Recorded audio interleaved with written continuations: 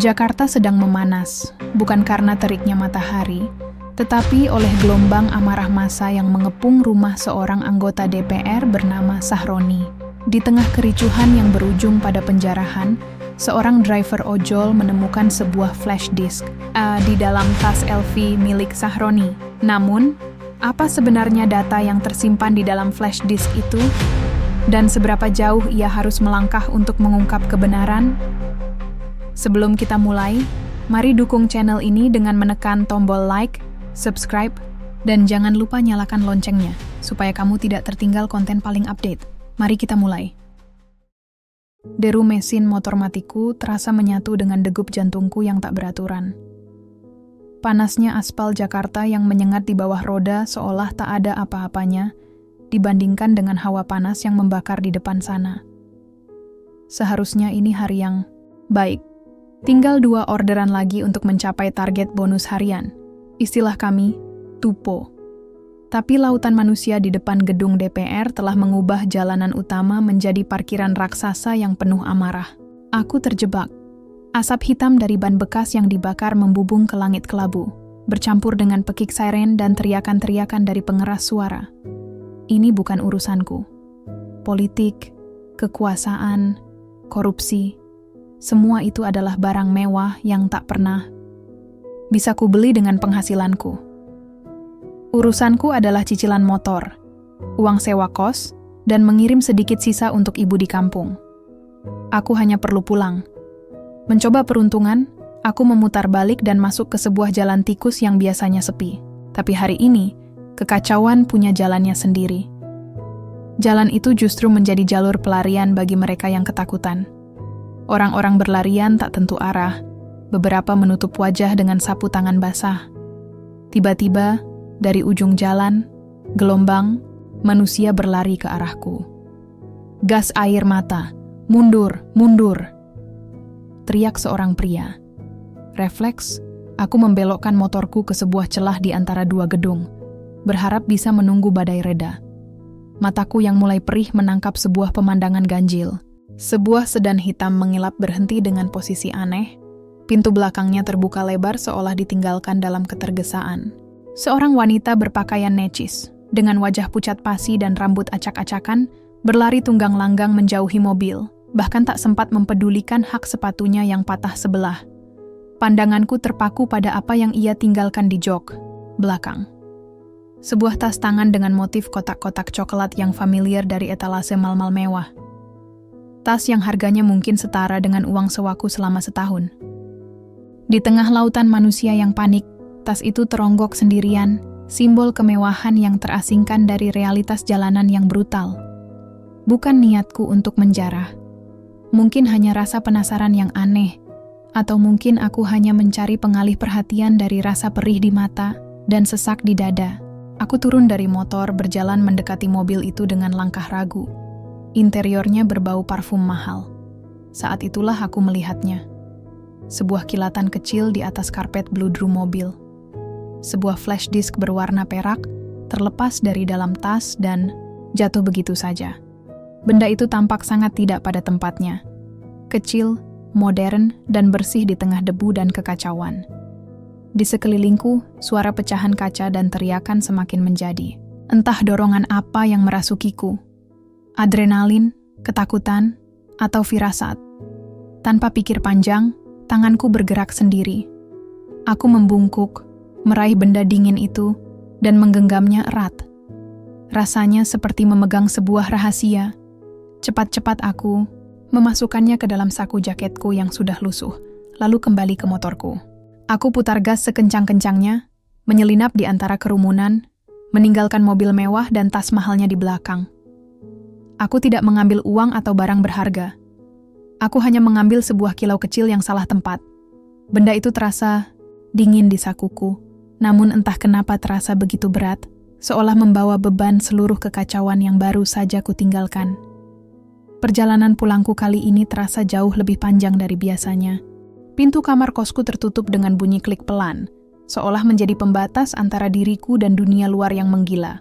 Di dalam ruangan sempit berukuran 3 kali 3 meter ini, hanya ada aku, suara kipas angin yang berderit, dan sebuah rahasia kecil berwarna perak yang kini tergeletak di atas meja belajarku.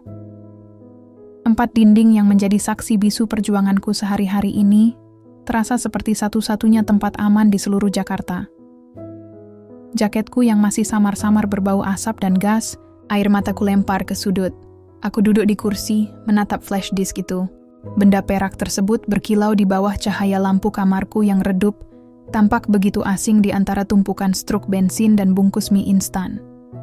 Sebagian diriku berteriak untuk membuangnya. Lenyapkan saja benda ini.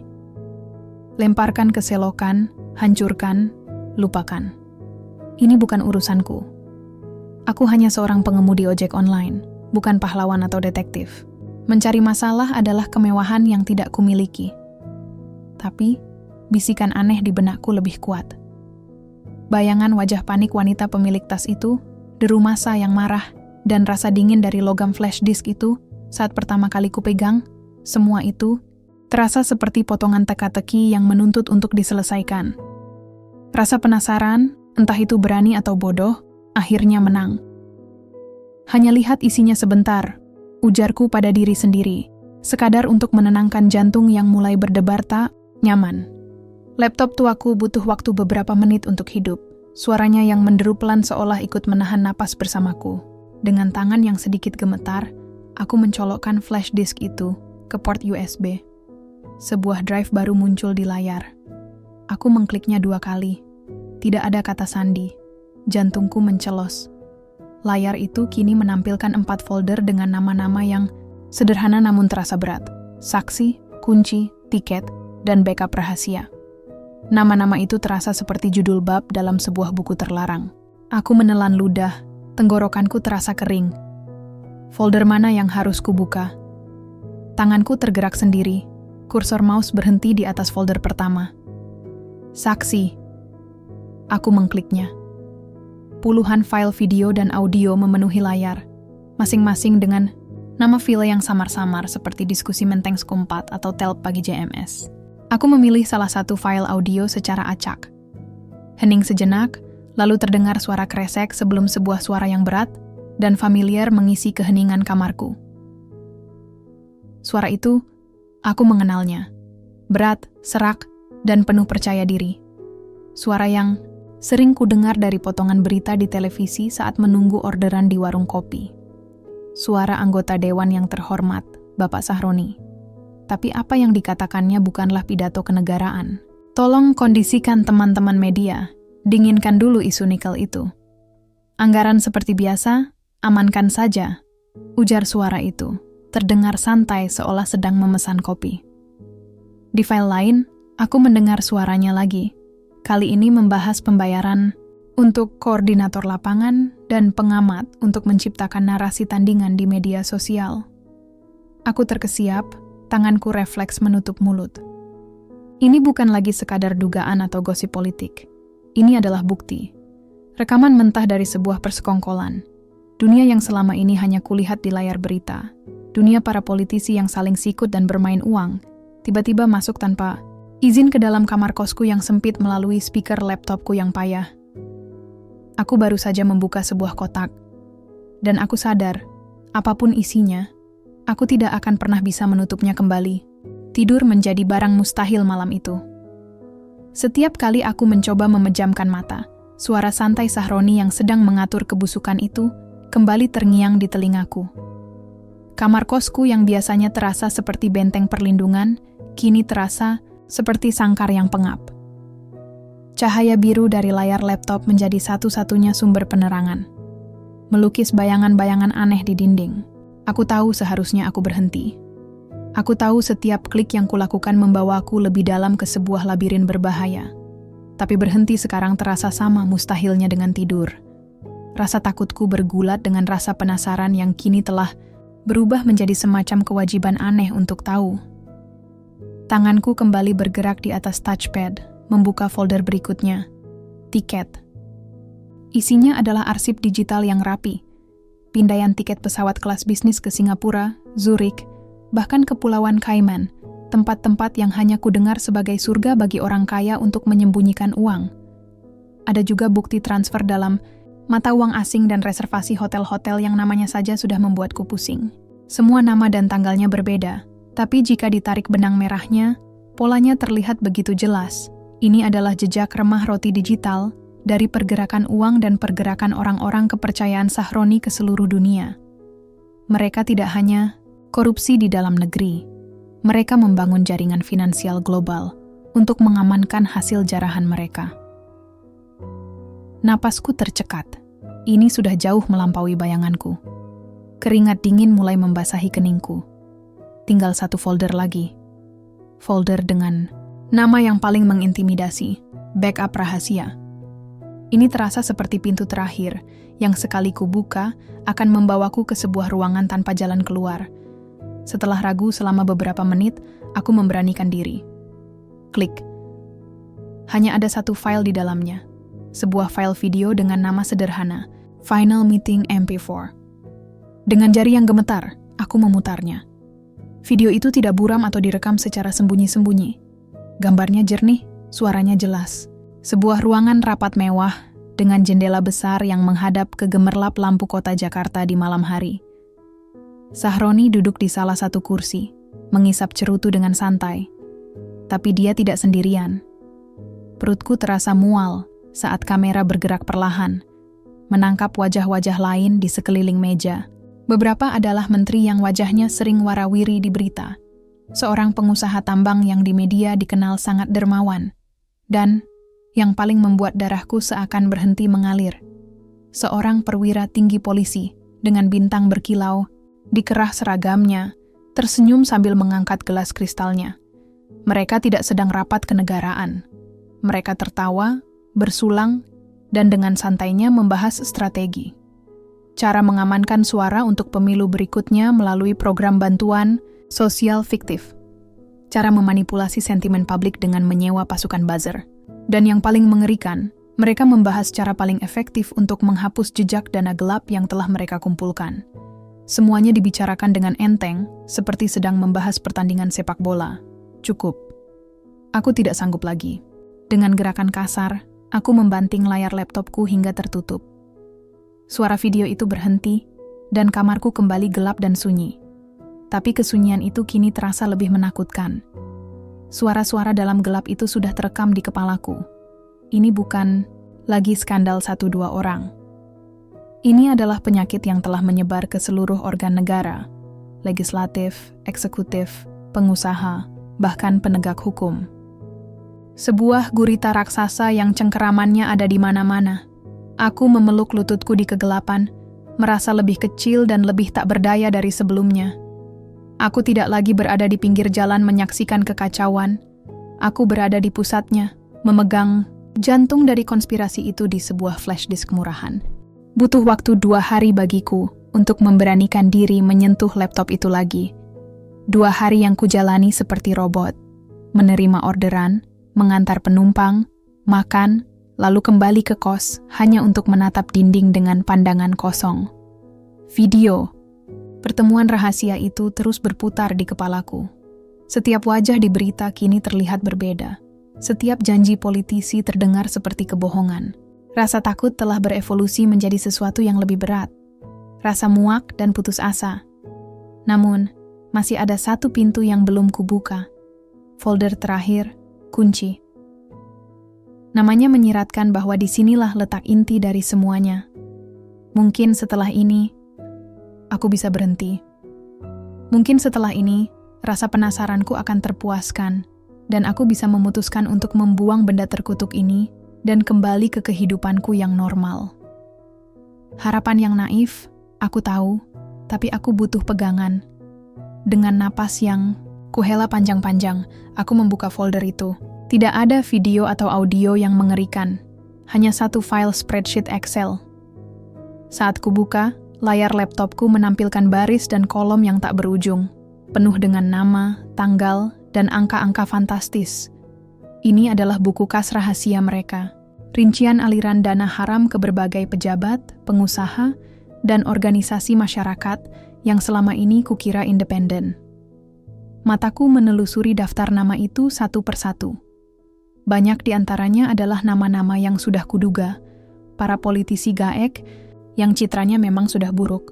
Tapi kemudian, mataku berhenti pada satu baris. Jantungku seolah berhenti berdetak selama beberapa detik. Aku mendekatkan wajahku ke layar, memastikan aku tidak salah baca. Tapi nama itu tertera jelas di sana, dieja dengan benar. Nadiem. Bukan, ini pasti kesalahan. Nadiem adalah menteri termuda di kabinet. Ia cerdas, progresif, dan satu-satunya pejabat yang bicaranya terasa tulus dan penuh harapan. Ia adalah idola generasiku, simbol bahwa Indonesia masih punya masa depan. Aku bahkan pernah ikut dalam antrean panjang hanya untuk selfie dengannya di sebuah acara kampus. Di samping namanya, tercantum angka triliunan rupiah dengan keterangan dukungan kebijakan impor pangan dan pengamanan proyek digitalisasi sekolah. Duniaku serasa runtuh. Pengkhianatan ini terasa personal. Jika Sahroni dan komplotannya adalah penjahat yang sudah jelas, maka Nadiem adalah pahlawan yang ternyata diam-diam menusuk dari belakang. Harapan yang selama ini kupupuk untuk negeri ini terasa remuk redam. Rasa marah, kecewa, dan sedih bergejolak di dalam dadaku membuatku lebih sesak napas daripada saat terkena gas air mata. Di tengah keputusasaanku, aku melihat sesuatu yang lain di dalam folder kunci. Sebuah subfolder dengan ikon gembok, menandakan ia terenkripsi. Namanya membuat darahku berdesir. Pengadaan laptop Nadiem. Aku mencoba membukanya, tapi sebuah kotak dialog muncul meminta kata sandi. Aku tidak tahu kuncinya. Tapi keterlibatan pahlawan yang kuragukan ini kini menjadi sebuah misteri baru yang lebih gelap. Skandal ini bukan lagi sekadar tentang politisi busuk. Ini tentang bagaimana sistem bisa merusak bahkan orang yang kita anggap paling baik sekalipun. Dan aku, entah bagaimana, memegang kunci untuk membongkar dosa terbesarnya. Folder terkunci itu menghantuiku. Selama berhari-hari, ikon gembok dengan nama pengadaan laptop Nadiem seolah mengejekku dari layar laptop. Aku tidak bisa berhenti memikirkannya. Jika daftar di spreadsheet itu adalah dakwaan, maka folder ini adalah ruang sidangnya. Aku harus masuk. Kehidupan normalku sudah hancur. Pikiranku sudah terlanjur karam dalam lautan konspirasi ini. Mundur sekarang terasa percuma. Aku menghabiskan setiap waktu luangku untuk mencoba membobolnya. Aku bukan peretas. Pengetahuanku soal teknologi hanya sebatas mengoperasikan aplikasi ojek dan media sosial. Aku mencoba semua kata sandi yang bisa kupikirkan. Nadiem hebat, Indonesia maju, tanggal lahir Sahroni, nama-nama perusahaan di spreadsheet, bahkan plat nomor mobilnya yang sempat kulihat, semua gagal. Setiap kali kotak dialog password salah, muncul, rasa frustrasiku semakin memuncak. Aku hampir menyerah, berpikir bahwa ini adalah jalan buntu. Suatu malam, saat sedang memutar ulang salah satu file audio dari folder saksi, untuk kesekian kalinya, berharap menemukan petunjuk yang terlewat, aku mendengar sesuatu yang sebelumnya kuabaikan. Di tengah pembicaraan serius tentang alokasi dana, Sahroni tiba-tiba tertawa dan menyebut sebuah nama. Tenang saja, semuanya aman di brankas mawar merahku, katanya, diikuti tawa rekannya. Mawar merah, itu adalah nama panggilan yang terdengar aneh dan puitis, sangat tidak cocok dengan citra kasarnya. Aku ingat sebuah artikel gosip lama yang pernah kubaca sambil menunggu penumpang, menyebut nama panggilan kesayangan Sahroni untuk istrinya. Mungkinkah? Dengan jantung berdebar, aku membuka folder terkunci itu lagi. Jari-jariku mengetik dua kata itu dengan hati-hati. Mawar merah. Aku menekan enter. Untuk sesaat, tidak terjadi apa-apa. Lalu, alih-alih kotak dialog kesalahan, folder itu terbuka. Napas yang sejak tadi kutahan akhirnya terlepas. Isinya membuatku terpaku. Ratusan file PDF dan dokumen Word. Semuanya menggunakan kop surat resmi kementerian yang dipimpin Nadiem. Aku membuka file pertama, sebuah proposal berjudul Program Akselerasi Digital untuk Pendidikan Nasional. Terdengar mulia. File berikutnya adalah dokumen kontrak pengadaan jutaan laptop untuk siswa di seluruh Indonesia. Dengan nilai total proyek yang membuat mataku nanar. Ribuan triliun rupiah. Lalu aku membuka lampirannya.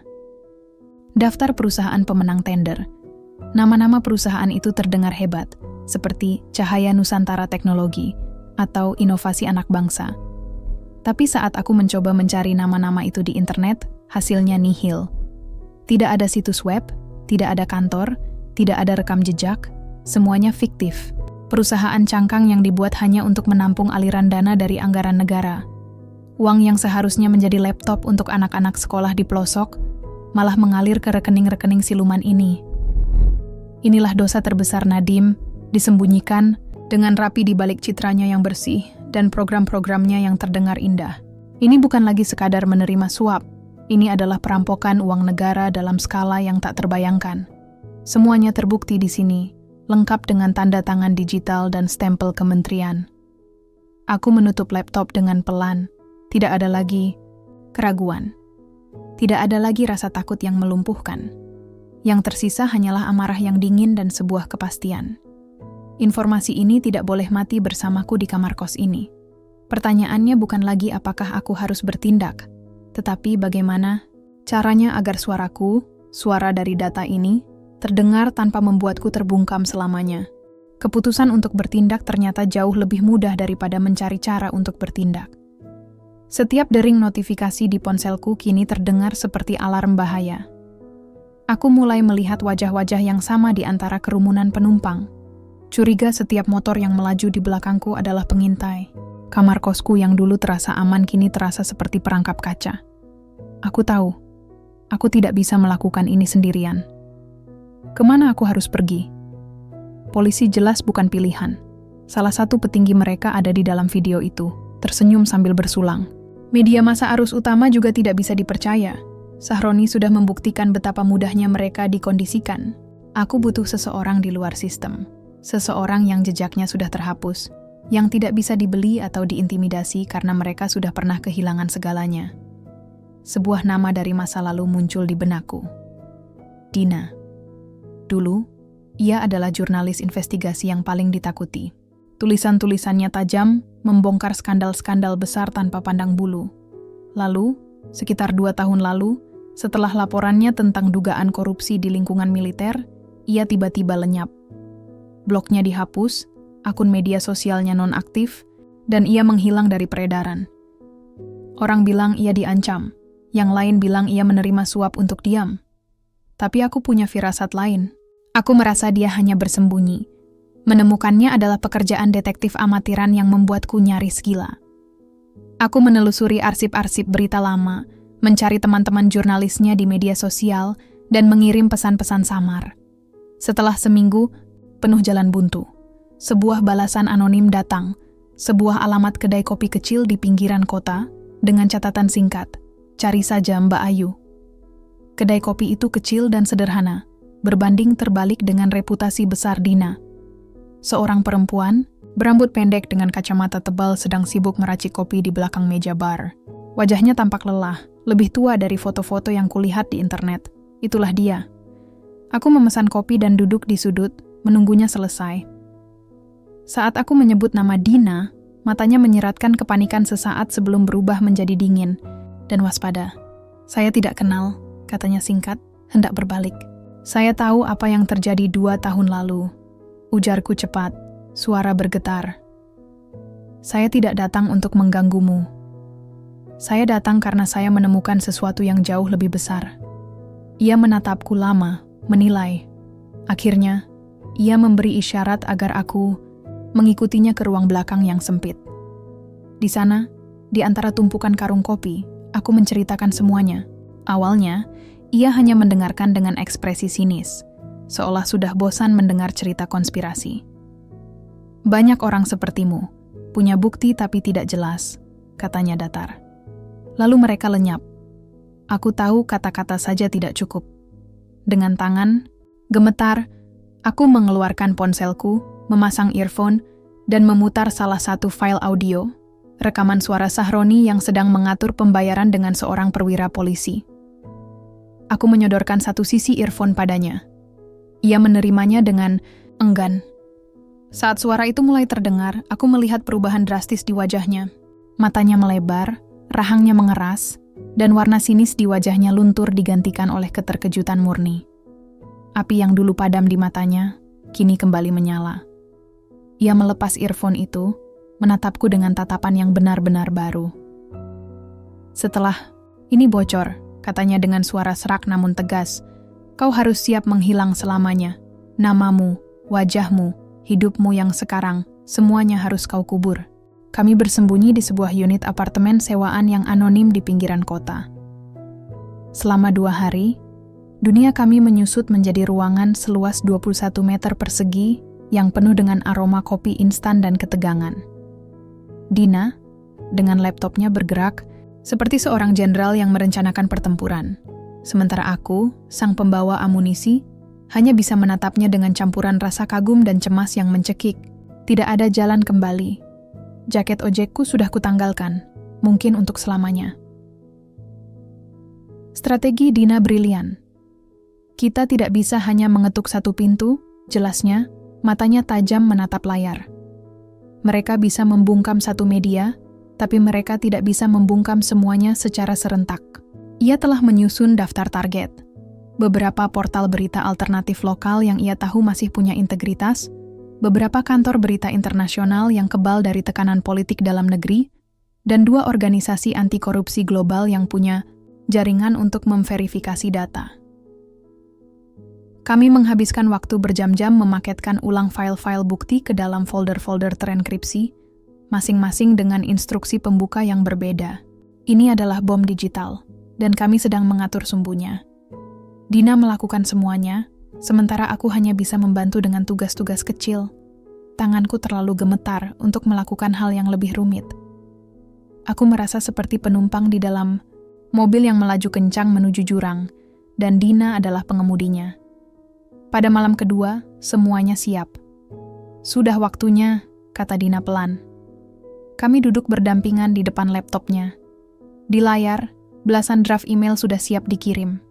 Jantungku berdebar, begitu keras hingga aku yakin Dina bisa mendengarnya. Ia menggerakkan kursor ke tombol kirim semua. Ia menoleh padaku, tatapannya seolah bertanya, "Kau yakin?" Aku hanya bisa mengangguk, mulutku terlalu kering untuk bicara. Klik. Satu klik sederhana yang terasa seperti menekan tombol detonator nuklir. Setelah itu, yang ada hanyalah keheningan. Jam-jam pertama setelah pengiriman adalah yang paling menyiksa. Tidak ada apa-apa. Berita masih sama, media sosial masih ramai dengan hal-hal sepele. Keraguan mulai merayap di benakku. Apakah kami gagal? Apakah email kami masuk ke folder spam? Apakah semua orang terlalu takut untuk menyentuhnya? Dina tetap tenang, tapi aku bisa melihat ketegangan di garis rahangnya. Lalu, sekitar pukul 3 pagi, sebuah notifikasi muncul di ponsel Dina yang terhubung ke akun media sosial anonim. Sebuah portal berita independen kecil baru saja merilis artikel dengan judul "Bocor, rekaman diduga anggota DPR atur suap media." Jantungku berhenti, lalu satu lagi. Sebuah cuitan dari jurnalis investigasi di Berlin, "Kami menerima data mengejutkan terkait dugaan korupsi skala besar di lingkaran pemerintah Indonesia. Sedang diverifikasi." Dan kemudian, bendungan itu jebol. Seolah serentak, internet meledak. Tagar Naisan skandal laptop Nadiem muncul entah dari mana, dan dalam waktu kurang dari 1 jam menjadi trending topik nomor 1 di Indonesia, lalu di dunia. Wajah, Sahroni, Nadiem, dan para petinggi di video itu tersebar di mana-mana. Menjadi meme, bahan diskusi, dan sumpah serapah. Dari jendela apartemen di lantai 15, kami mulai mendengar suara-suara di kejauhan. Awalnya samar, lalu semakin jelas. Klakson mobil yang bersahutan dan teriakan orang-orang yang mulai turun ke jalan. Badai itu telah tiba. Guntur yang kami sulut, dari dunia maya, kini telah menjadi badai yang nyata di jalanan di bawah sana. Namaku bukan lagi Ratna. Ratna, si pengemudi ojek online yang selalu mengejar bonus harian, telah mati di apartemen sewaan itu, terkubur di bawah tumpukan berita dan tagar yang mengguncang negara. Kini, aku adalah Ayu, perempuan berambut pendek, dengan kacamata tebal yang bekerja serabutan di sebuah kota kecil di seberang pulau, tempat tak seorang pun mengenalku. Ponsel lamaku telah kuhancurkan. Nomor keluargaku telah kuhapus dari ingatan. Sebuah tindakan menyakitkan demi melindungi mereka dari bahaya yang kini selalu menguntitku. Setiap hari, rutinitasku sama. Pagi hingga sore aku bekerja di sebuah warung makan kecil, lalu sisa hariku kuhabiskan di sebuah warung internet tua di sudut pasar. Di bilik yang pengap itu, aku menjadi penonton bisu dari badai yang telah kuciptakan. Aku melihat berita tentang unjuk rasa besar-besaran yang melumpuhkan ibu kota selama berminggu-minggu, dipimpin oleh para mahasiswa yang meneriakkan nama-nama yang ada di dalam flash disk itu. Aku melihat wajah Sahroni yang angkuh saat digiring dengan rompi oranye tahanan. Aku melihat Nadiem, pahlawan yang telah runtuh itu, mengumumkan pengunduran dirinya dari jabatan menteri, wajahnya pucat dan penuh penyesalan di hadapan kilatan kamera. Dunia internasional menyorot Indonesia, menuntut transparansi dan reformasi. Pemerintah yang tadinya kokoh kini goyah, dipaksa membuka penyelidikan besar-besaran terhadap semua nama yang ada di dalam buku kas rahasia milik Sahroni. Semua terjadi begitu cepat dan masif, jauh melampaui apa yang bisa kubayangkan saat aku pertama kali mencolokkan flash disk itu di kamar kosku yang sempit. Aku telah kehilangan segalanya, identitasku, pekerjaanku, masa depanku, dan yang paling menyakitkan, kemampuanku untuk sekadar menelepon ibuku dan mendengar suaranya. Ada malam-malam di mana rasa sepi dan takut terasa begitu menyesakkan hingga aku nyaris menangis. Aku hanyalah hantu, bayangan yang hidup dari sisa-sisa uang tunai yang diberikan Dina sebelum kami berpisah untuk selamanya. Tapi kemudian, aku akan kembali ke warnet, melihat rekaman berita tentang seorang ibu di desa terpencil yang tersenyum karena anaknya akhirnya menerima laptop gratis dari program pemerintah yang baru dan bersih. Aku melihat wajah-wajah para aktivis muda yang kini berani bersuara, terinspirasi oleh kebocoran data yang mereka sebut sebagai guntur digital. Pada saat-saat seperti itu, aku tidak merasa menyesal. Aku memang bukan siapa-siapa. Namaku tidak akan pernah tercatat di buku sejarah. Tidak akan ada yang tahu bahwa perubahan besar ini dimulai dari sebuah kebetulan di tengah kerusuhan. Oleh seorang pengemudi ojek yang penasaran, aku hanyalah pengantar. Dan untuk sekali dalam hidupku, aku merasa telah mengantarkan sebuah paket yang paling penting dan berharga, kebenaran. Kini, aku harus belajar untuk hidup selamanya dalam bayang-bayangnya yang sejuk dan sunyi.